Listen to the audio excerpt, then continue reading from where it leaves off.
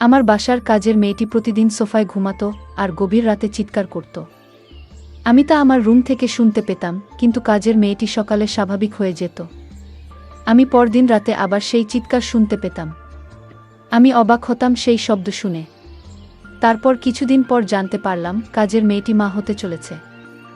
আমি সেই রহস্য জানার জন্য কাজের মেয়েকে বললাম, আজ তুই আর রুমে ঘুমা, আমি তোর সোফায় ঘুমাবো। তারপর রাত যখন 2টা বাজে তখন আমার সাথে যা ঘটল তা শুনলে তোমরা ঠিক থাকতে পারবে না। তাহলে আসল ঘটনাটি খুলে বলি। আমি শারমিন, বয়স আমার 24 বছর। আপনারা প্রায় সবাই আমাকে খুব ভালো করেই চেনেন এতদিনে। আমি আমার বেশ কিছু ঘটনা আপনাদের সাথে শেয়ার করেছি এর আগেও। আজ বলছি কিছুদিন আগের এক রোজার ঈদের রাতের কথা। আমার ড্রাইভারের নাম সৈকত, বয়স 40 বছরের মতো হবে। প্রায় 2 বছর ধরে ও আমাদের গাড়ি চালিয়ে আসছে। ওর আচার আর চালচলন একটু ভালো করে দেখলে যে কেউই বুঝে ফেলতে পারবে সে একটা খারাপ মানুষ। ওর বউ গ্রামের বাড়িতে থাকে সন্তানদের সাথে। সারা বছর ও ঢাকাতেই থাকে, আর শুধু পূজার সময় ছুটি নিয়ে বাড়িতে যায় কয়েক দিনের জন্য। যে একটা চরিত্রহীন তা আমিও আসার পর প্রথম দিন গাড়িতে চড়েই টের পেয়ে গিয়েছিলাম। গাড়ি চালানোর থেকে এক অদ্ভুতভাবে তাকিয়ে থাকত, আর খাবার জন্য ঘরে এলেই আমাদের কাজের মেয়ে সাইমার দিকে তাকিয়ে থাকত, এমনকি আমার দিকেও তাকাত সুযোগ পেলেই। প্রথম দিকে একটু কেমন কেমন লাগলেও আস্তে আস্তে ব্যাপারটার সাথে মানিয়ে নিয়েছিলাম। এটা পুরুষদের জন্য স্বাভাবিক মনে করেই এভাবে প্রায় বছর খানিক চলে গেল। থাকার জায়গা না থাকায় ও আমাদের গ্যারেজের সাথে থাকা ছোট একটা রুমে থাকত। এতে কাজেরও সুবিধা হতো, ওকে দিয়ে ঘরের অনেক ছোটখাট কাজও করিয়ে নেওয়া যেত। আমি আর সাইমা প্রায় প্রতি রাতেই একসাথে টিভি দেখতাম, যখন আমার স্বামী দেশের বাইরে থাকত। রাত একটু গভীর হয়ে গেলে আমি আমার খাটে এসে ঘুমিয়ে পড়তাম, আর সাইমা একা একা আরেকটু সময় টিভি দেখে সোফাতেই ঘুমিয়ে পড়ত, ওর ঘরে যেত না। এভাবে একদিন রাতের বেলা আমি টিভি ছেড়ে উঠে এসে আমার খাটে ঘুমিয়েছিলাম, আর সাইমা সোফাতে ঘুমিয়েছিল। রাত প্রায় 2টার দিকে কি যেন একটা শব্দে আমার ঘুম ভেঙে গেল। ঘুম ভাঙার পর আমি আর শব্দটা পেলাম না। আমি আবার ঘুমিয়ে পড়তে যাব, এমন সময় মনে হলো ফ্রিজ থেকে একটু ঠান্ডা পানি খেয়ে নিই। খাওয়ার জন্য আমি খাট ছেড়ে ডাইনিং রুমের দিকে গেলাম। যাবার সময় ড্রয়িং রুমে টিভির হালকা আলোতে নড়াচড়া দেখতে পেলাম। আমি কোনো আওয়াজ না করে দাঁড়িয়ে গেলাম কি হচ্ছে তা দেখার জন্য। যা দেখলাম তাতে আমার মুখ যেন হা হয়ে মাটিতে পড়ার দশা হলো। আমি এই দৃশ্য দেখে পুরো হতভম্ব হয়ে গেলাম, আমার মাথা যেন কাজই করছিল না। আমি প্রায় 10 মিনিট মতো মনে হয় দাঁড়িয়ে দাঁড়িয়ে সাইমার এক অদ্ভুত দৃশ্য দেখছিলাম, সৈকত আর সাইমার। দৃশ্যটা দেখে আমি আর নিজেকে ধরে রাখতে পারছিলাম না। তাই কোনো কিছু করে বসার আগে তাড়াতাড়ি ওখান থেকে সরে এলাম, আর পানি খেয়ে কোনো শব্দ না করে আমার খাটে ফিরে গেলাম। আমি যা দেখেছিলাম সাইমা এমন করতে পারে, আমার কল্পনার বাইরে। আমি এসব কি দেখছি? সাইমা তাহলে সৈকতের সাথে? কি প্রতি রাতে? না, এটা কিছুতেই আমি মেনে নিতে পারছি না। কি হচ্ছে আমার ঘরে এসব? আমি জানতাম কাজের মেয়েটি অনেক ভালো ছিল। আজ তার দৃশ্য দেখে আমি নিজের চোখকে বিশ্বাস করতে পারছি না। আমি কাজের মেয়েটাকে জিজ্ঞেস করলাম, কতদিন ধরে চলছে? মাথা নিচু করে চুপ করে দাঁড়িয়ে রইল। আমি ওকে অভয় দিয়ে বললাম, ভয় পাস না, আমি তোকে কিছু বলছি না। কিন্তু সে যদি তোকে কিছু বলে তাহলে আমি ওকে পুলিশে দেব। সাইমা তখন হতাশ হয়ে বলল, না আপা, সৈকত আঙ্কেল আমাকে করে কিছু বলে নাই। আমি হিতো ওকে বলেছি, আমরা প্রায় 2 মাস ধইরা আমাদের চলছে খুব। আমি ওর কথা শুনে অবাক হয়ে গেলাম। একটু পরে ওকে বললাম, কি বলছিস? তোর বাপের বয়সী একটা লোকের সাথে 2 মাস ধরে? ওকে তো তুই কাকা বলে ডাকিস, তার উপর ও আবার একজন হিন্দু। সাইমা আমার কথা শুনে পুরো চুপ মেরে গেল, মাথা নিচু করে দাঁড়িয়ে রইল। আমি বললাম, কি রে, কিছু বলছিস না কেন? মৃদু গলায় বলল, আপা, বিয়া ভাঙছে আমার 1 বছর আগে, তাই উনি যখন কইল তখন আমি আর না করতে পারলাম না। উনি আমাকে বিয়ের প্রস্তাবও দিয়েছে। হায় রে বোকা মাইজা, হিন্দু ছেলে তোকে বিয়ে করবে? দয়া কইরা কাউরে কিছু বইলেন না আপা, আর উনারে আপনার বাসার কাছ থেকে বের কইরা দিয়েন না। আমি বললাম, আচ্ছা, কিন্তু তোর একবারও মনে হলো না যে তুই একটা হিন্দু লোকের সাথে? উত্তরে সাইমা বলল, আপা, উনি হিন্দু হলে কি হবে? উনার আচরণ অনেক ভালো। উনি মুসলমানের চেয়ে অনেক ভালো। আমি কত মুসলমান দেখেছি, কিন্তু উনার মতো কাউকে দেখিনি। উনি যে হিন্দু তা শুধু নামে মাত্রই। আমি ওর কথা শুনে পুরোপুরি চুপ হয়ে গেলাম, আর কিছু না বলে ওখান থেকে চলে এলাম। এভাবেই চলছিল ওদের। আমি মাঝে মধ্যে আরও অনেকবার ওদেরকে ড্রয়িং রুমের সোফায় একসাথে বসে গল্প করতে দেখেছি। আমি আর বাধা দিইনি সাইমার কথা চিন্তা করে। এখন আসি মূল ঘটনায়। সেদিন রাতে আমি আর সাইমা অন্যান্য রাতের মতো ড্রয়িং রুমে বসে টিভি দেখছিলাম। রাত প্রায় 12টা বাজে। তখন সাইমা আমাকে জিজ্ঞেস করল আমি ঘুমাতে যাব কিনা।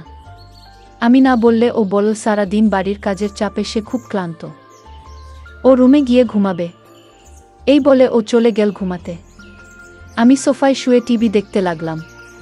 প্রায় আধা ঘন্টা টিভি দেখার পর আমারও খুব ঘুম আসতে লাগলো। কিন্তু আমি টিভি ছেড়ে বেডরুমে গেলাম না। টিভি দেখতে দেখতে আমি সোফাতেই শুয়ে ঘুম ঘুম চোখে অনুষ্ঠান দেখছিলাম। কিছুক্ষণের মধ্যেই আমি ঘুমিয়ে গেলাম। রাত হয়তো তখন 2টা হবে। হঠাৎ একটা শব্দে আমার ঘুম ভেঙে গেল। ঘুম ভাঙার পর কয়েক মুহূর্ত সময় লাগলো পুরোপুরি সম্বিত ফিরে পেতে। তারপর বুঝতে পারলাম কি ঘটতে যাচ্ছে।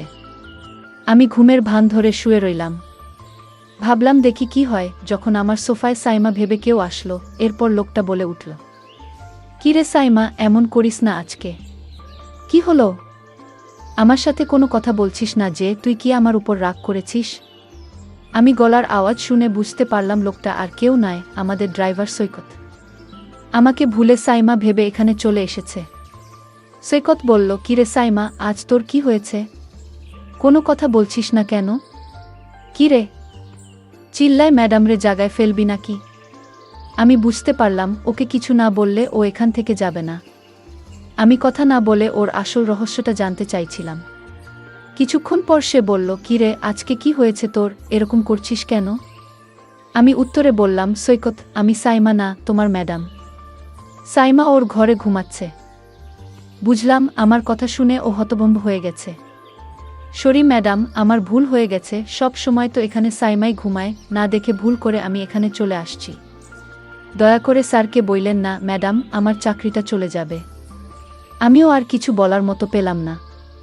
বুঝলাম ও ইচ্ছাকৃত কিছু করেনি, কারণ সাইমা এই সোফাতেই ঘুমায়, আর আমার এখানে থাকার কথা না। তাই আর কিছু না পেয়ে বললাম, আচ্ছা ঠিক আছে, আমি তোমার স্যারকে কিছু বলবো না। গিয়েও বলল, ম্যাডাম আপনি আমারে বাঁচাইলেন। কি বইলা যে আপনাকে ধন্যবাদ দিমু বুঝতেছি না। আমি উত্তরে বললাম, ধন্যবাদ দিতে হবে না, এটা একটা ভুলের কারণে হয়েছে। কিন্তু এখন বল, আমি এখানেই থাকবো নাকি আমাকে উঠে যেতে হবে? ও একটু ভয় পেল আমার কথা শুনে, বলল, সরি ম্যাডাম, ভুল হয়ে গেছে। এই তো আমি উঠেই যাচ্ছি। আমি বললাম, ঠিক আছে তুমি তো যাবে, তার আগে আমার একটা কথা শুনে যাও।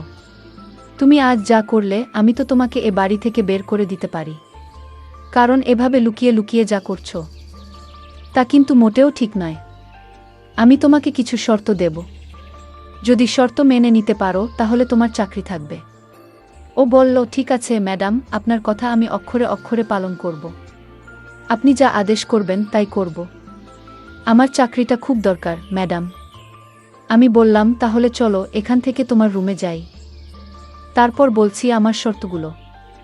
চলো তোমার রুমেই যাওয়া যাক। আমরা আস্তে গ্যারেজের দিকে এগোতে লাগলাম। কিছুক্ষণ পর আমি আর সৈকত গ্যারেজের পাশে ওর রুমে পৌঁছলাম। আমি আগে কখনো ওর রুমে ঢুকিনি। রুমটা খুব বড় নয়। এক কোণায় একটা সিঙ্গেল খাট রুমের বেশিরভাগ জায়গা দখল করে রেখেছে। ছোট একটা টেবিলের উপর একটা ছোট টিভি আর কয়েকটা মূর্তি। খাটের নিচে একটা ট্রাঙ্ক, হাঁটাচলার জন্য খুব সামান্য জায়গা। বসার জন্য একটা চেয়ারও নেই। আমি ওর ঘরে ঢোকার সাথে সাথে একটা দুর্গন্ধ পেলাম। আমার দম বন্ধ হয়ে আসছিল, বেশ কষ্ট করে শ্বাস নিতে হচ্ছিল। আমার অবস্থা দেখে ও বলল, এই তো ম্যাডাম, 2 মিনিটের মধ্যে ঠিক হয়ে যাবে। আমি ফ্যান ছেড়ে দিতেছি। এই বলে ও ফ্যান ছাড়ল। মিনিট 2-1 পর আমি মোটামুটি ঠিক হয়ে গেলাম। সবকিছু স্বাভাবিক হবার পর আমি বললাম, আচ্ছা তাহলে আর দেরি না করে তোমার শর্তগুলো শুনে নিই। বলো কি করতে হবে, নয়তো আমার যেতে অনেক দেরি হয়ে যাবে। ওর কথা শুনে হেসে বললাম, আমি আজ তোমাকে যা বলবো তোমার কিন্তু তাই করতে হবে। আমি বললাম, ঠিক আছে ম্যাডাম, আপনি বলুন। আমি তখন সৈকতকে বললাম, তুমি সাইমার সাথে যা করেছিলে আমিও তা করতে চাই। ম্যাডামের এমন কথা শুনে আমার গলা শুকিয়ে গেল। আমি বললাম, ম্যাডাম আমি 1 গ্লাস ঠান্ডা পানি খেয়ে তারপর বলছি। তখন এক গ্লাস ঠান্ডা পানি খেয়ে বলল, ম্যাডাম, আপনি বলেছেন তা কোনোদিন সম্ভব না। কারণ আপনি একজন বড়লোকের মেয়ে আর আমি আপনার গাড়ির ড্রাইভার। আপনি একবার ভেবে দেখেছেন? আমি বললাম, সৈকত, তুমি যদি আমার কথা রাখো তাহলে আমি তোমাকে একটা পুরস্কার দেব, আর সেই পুরস্কার পেলে তুমি খুশি হবে। আশা করছি। ম্যাডাম, আপনার কথা কি আমি না রেখে পারি? আপনি যা বলবেন তাই হবে। ম্যাডাম তখন বলল, তাহলে দেরি করছো কেন? যাও, আমি এখন যা বলবো তাই করো। তুমি প্রথমে ঘরের জানালাটা বন্ধ করে দিয়ে আসো। আমি ম্যাডামের কথা শুনে অবাক হয়ে গেলাম। বললাম, ম্যাডাম, ঘরের জানালা খোলা রেখে কি বলা যায় না? ম্যাডাম তখন রাগ দেখিয়ে বলল, আমি যা বলছি তাই করো, অতিরিক্ত কথা বলবে না। আমি বাধ্য হয়ে জানালা বন্ধ করলাম। তারপর বললাম, এখন কি করতে হবে ম্যাডাম বলুন? ম্যাডাম বলল, যাও, এবার দরজাটা বন্ধ করো। আমি বললাম, ম্যাডাম কি বলছেন? বললাম, একদম চুপ।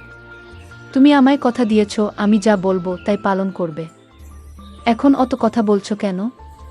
আমি বললাম, ঠিক আছে ম্যাডাম, আপনি রাগ করবেন না, আমি বন্ধ করছি। আমি তখন হেসে হেসে বললাম, সৈকত, আমি জানি তুমি একজন ভালো মানুষ, আর তাই আমি তোমাকে একটা কথা বলবো, সেটা হলো, আমি চাই তুমি হিন্দু থেকে মুসলমান হয়ে যাও। যদি তুমি হিন্দু থেকে মুসলমান হও তাহলে তোমার সাইমাকে আমি তোমার সাথে বিয়ে দেব। আর সাইমা যেহেতু মুসলমান, তার বাবা এটা মেনে নেবেন না। আমি ম্যাডামকে বললাম, কিন্তু? বললাম, কোনো কিন্তু নয়। তুমি আমায় আগেই কথা দিয়েছ আমার কথা রাখবে। আর তাছাড়া সাইমা মা হতে চলেছে, সুতরাং তোমার এখন তাকে বিয়ে করতে হবে। তোমার ঘরে আমি আসার কারণ হচ্ছে, আমি তোমাকে পরীক্ষা করছিলাম তুমি ভালো না খারাপ। আসলে তুমি একজন ভালো মানুষ। তুমি আমার পরীক্ষায় পাশ করেছ, সাইমা যা বলেছে সেটা সত্যিই বলেছে। আসলে তোমার মতো মানুষ খুব কম পাওয়া যায়। আমি সাইমার সাথে তোমার বিয়ে দেওয়ার জন্যই তোমাকে এখানে নিয়ে এসেছি। সৈকত বলল, ম্যাডাম, আপনার যা ভালো মনে হয় তাই করুন। বন্ধুরা, আজকের গল্পটি তোমাদের কেমন লাগলো তা অবশ্যই কমেন্ট করে জানাতে ভুলবে না। আর প্রতিদিন এরকম নতুন নতুন গল্প পেতে আমার চ্যানেলটিকে সাবস্ক্রাইব করে পাশে থাকবেন। ধন্যবাদ।